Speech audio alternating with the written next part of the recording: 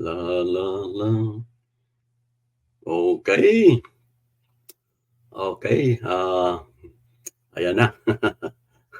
Patakas na sana, 'no? Patakas na sana, na-hold pa. Okey, okey mga kaibigan, 'no? Mga kaigsuonan, mga amigo, amiga, kumusta mo tanan diha, ano? Diha labi na diha sa Visayas ug Mindanao, 'no? Ah, mao na ni giingon ron nga, pana-panahon na lang yun, 'no? Ah, naay panahon nga puro ka, kalipay, ah, napoy panahon nga puro ka, kalisod ug, unsa pa, impyerno ang mahitabo sa imong, kinabuhi, no? So, mao na ni atong, problema ron, no? Ah, siyempre sa Katagalugan, magandang araw sa inyong lahat, 'no? O babatiin pa natin yung mga nasa Luzon. So, ah, pinakamainit pa ring issue ngayon yung, mga imbestigasyon sa Quadcom, 'no? Binubuo ng 4 na mga issue, 'no, 4 na komite ng Kongreso. Kung hindi ako nagkakamali at kung, maalala ko lahat ay, peace and order, drug war, AJK at, yung Pogo, 'no? So, kaluoy sa Diyos, 'no? Mao na ni, ang atong, topic ron, kini si Kernel Garma nga pinakamalapit, 'no, pinakamalapit, pinakaduol sa dughan, ha, pinakaduol sa dughan ng amaw nga si Duterte, 'no? So, mao na ni hitsura ron, 'no? Ah, Mao na akong ingon, 'no, yun nga sinasabi ko, pa-Amerika na sana, 'no, naunsa mi pa. So, paano ba natin na pag-usapan, 'no? Base sa imbestigasyon ng, Kongreso, 'no? Ah, Nalaman na mula nung ito ay, ah, naging pulis tapos nadestino ng Davao, punta ng Cebu, balik ng Davao, matagal sa Davao, 'no? Taga Kidapawan ang naging mister, pero nahimong nakontrobersiya pod kay naapoy, nahimong kaso. So kini siya, na-involved sa pagpatay sa tulo ka Chinese sa Davao Penal Colony, 'no? So gihimong, after ng kanyang, panunungkulan nag-early retirement, 'no? Tapos pinangakuan, nilagay sa PCSO, okey? So, sa mga hindi nakasubaybay gano'n ang kaganapan, ano? Ngayong hinahabol na, nagkaroon na ng mga pag-iimbestiga sa mga patayang naganap, ha? Mula nang ito ay magretiro yata sa PCSO, ha? Di na natin alam kung, anong taon, pero nakita na, 'no? Salamat sa mga, magagaling nating, congressman ngayon, 'no? Nalaman natin, sa hearing nung isang araw na pinangunahan ni Paduano, ano, Congressman Paduano, nalaman natin na itong babaeng ito ay bumiyahe, 'no, mga kaibigan, bumiyahe ng, 13 times, 'no, 13 times noong 2023. Wow naman, wow, wow, wow naman, ano ba naman 'yan, ibig sabihin, kung 12 months lang ang 2023 ay, bumiyahe ito ng, may buwan na bumiyahe siya ng 2 beses, 'no? Wow, bigatin talaga. Aba, abay may pera sabi nga, 'no? Abay mapera, mantakin mo, parang nagpakasarap ng husto, 'no? After niya maging, chairman ng, PCSO, at nagretiro o napalitan, 'no? Kasi siyempre alam natin na nag-BBM, baka ito ay napalitan, pero after that, naglamyerda. Wow naman, okey. So 'yan lang muna 'no, 'yan pa lang muna ang ating pag-usapan. Gaano ba karami ang pera nito, ha? Gaano ba karami ang pera nito at, kaya niyang, maglakwat siya nung 2022. Siya ay wala na sa PCSO, wala na sa ahensya ng gobyerno. Pero siya ay nakapag, tawag nito, siya ay nakapag, ah, lakbay, nakapagliwaliw, 'no? Nakapagliwaliw sa, tawag nito, sa, ah, labas ng bansa, 'no? 'No, nakapagliwaliw siya sa labas ng bansa. So, ano ba ang, pupuwedeng isipin natin, 'no? Ano ba ang pupuwede nating isipin?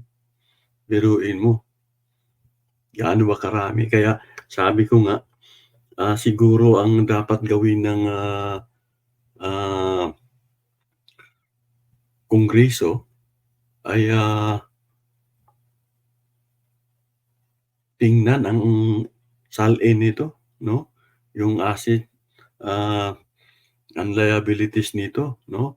Kasi wala yatang pinag-iba ito sa, ah, kay, Roque, 'no? Na kung saan na nung maimbestiga na, hinahanapan na ng, SALN ng kanyang statement of assets and liabilities, ay 'yan na, nag-alboruto na at, hindi submit sa Kongreso, 'no? So, panawagan natin itong si Garma na 'to ay, hanapan dahil ang isang tiyak nito ay, napakaraming tinatago nito, 'no? Bukod dun sa mga kriminalidad o kung ano man kanyang pagkakasangkot, maaaring kumita ito ng husto na lagpas-lagpas doon sa kanyang, ah, lagpas doon sa kanyang, matatawag nating sinasahod, 'no? So, panawagan sa Congress, 'no, ipa-submit ang kanyang, salin, yung kanyang statement of assets and liabilities para magkaalaman na, 'no? At pangalawa, 'no, ito palang, batay sa sinabi ni Paduano, umalis na naman siya nitong Agosto, ngayon lang taong ito, 2024. At ang pinakamasama, what a coincidence, 'no? Ay, halos kasabay na nung pag-iimbestiga, ah, nung EJK nagsisimula na yung pag-iimbestiga at ito ay, ah, nag-alsabaluta na, ha? Nag-alsabaluta na at, pumunta na, nagplano ng pumunta ng Amerika, 'no? So, ang nasa isip natin, ang lupit naman, 'no? Kung ito ay, hindi na-hold, 'no? Kung sa palagay niyo, mga kababayan, kung hindi ito na-hold at hindi tumulong yung Japan, 'no, na i-hold ito at kung ito ay nakalipad mula Japan papuntang, Amerika, ah, tiwas na. Kung sa Bisaya pa, wala na tayong mahimo, 'no? Naimpas na, makadaga na ang mga naay gibuhat nga dakong kasayupan, 'no? So, pasalamat tayo basig itong ginawa ng US, kumbaga, baka pinairal na ng, US yung tinatawag nilang, pag-involve ka sa mga, malalaking, pagkakasala sa iyong bansa, 'no? Yung tinatawag nilang, Magnitsky Act, Magnitsky Act ba yun? 'no, na kung saan na kung mayroon kang tinatakasan 'no, ay, hindi ka tinatanggalan ka o kina-cancel ng USA ang iyong, ah, visa.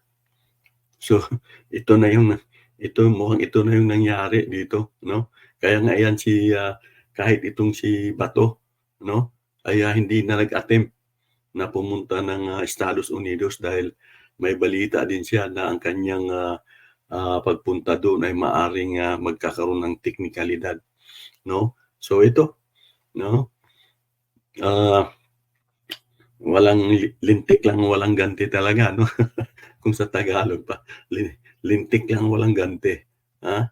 Kung, nakapag-abusar mo, nakapag-abuso mo sa inyong panahon, karon nga ginaimbestigahan mo, gusto niyong mudagan, ayan ang resulta, ha.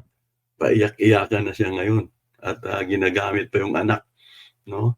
Kaawa-awa pero, dapat magbayad ka o pagbayaran mo kung ano man yung ginawa mong kasalanan. At siyempre ang gusto nating mangyari ay kumanta na kayo 'no, mag-chorus na kayo, kumanta na kayo 'no, kung sino yung pinaka-mastermind niyo at ano ang inuutos sa inyo, mula sa kanya 'no.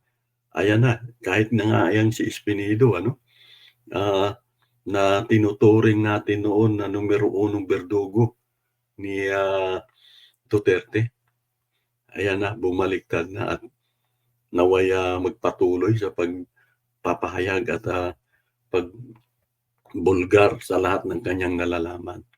So ito, itong si Garma na 'to, ayan na yung mangyayari sa kanya 'no. Talagang, sabing ika nga, walang, walang kasamaan na habang buhay na magpapatuloy 'no.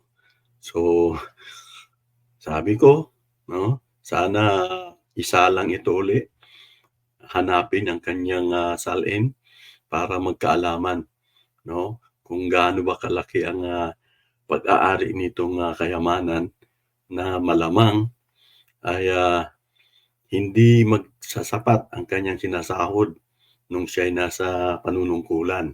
Sa makatuwid, 'pag nalaman natin na sobra-sobra yung kanyang ari-arian,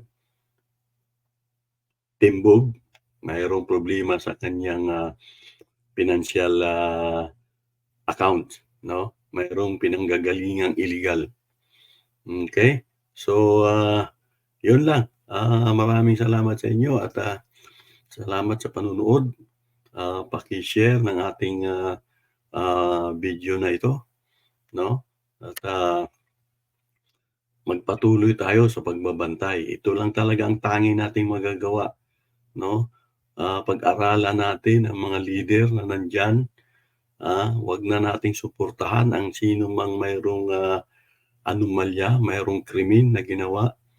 Dahil kung paulit-ulit lang tayong magpapaloko sa kanila, ah, mananatili tayong, ang ating bansa ay mananatiling busabos 'no. Maawa naman tayo sa susunod na henerasyon 'no. Kung, ah, kung sa Bisaya kung binuangan na ta sa amahan, gusto pa ba natong binuangan punta sa anak 'no. Kadako na gyud kayong katunto kung mo na'y mahitabo 'no. Involved na ni sila sa mga involved na sila sa mga grabeng katiwalian. So, siguro naman 'no, tambak-tambak na yung ebidensya. Siguro naman 'no, hindi na tayo magpapaloko pang muli 'no. Dili ko motuo nga ang tanang Bisaya 'no, ay, pirmi na lang gid matunto 'no. Ang sa ilang mga style ron, daghang kay silang style ron 'no. Nagpapalapad naman ang papel 'no, makasabot na siguro ta nga gibinuangan lang ta 'no, ug hangtod ron gusto nilang mabinuangan gyapon ta. So, okey, maayong adlaw ninyong tanan. Maraming salamat sa katagalugan, okey, at maligayang araw sa inyong lahat.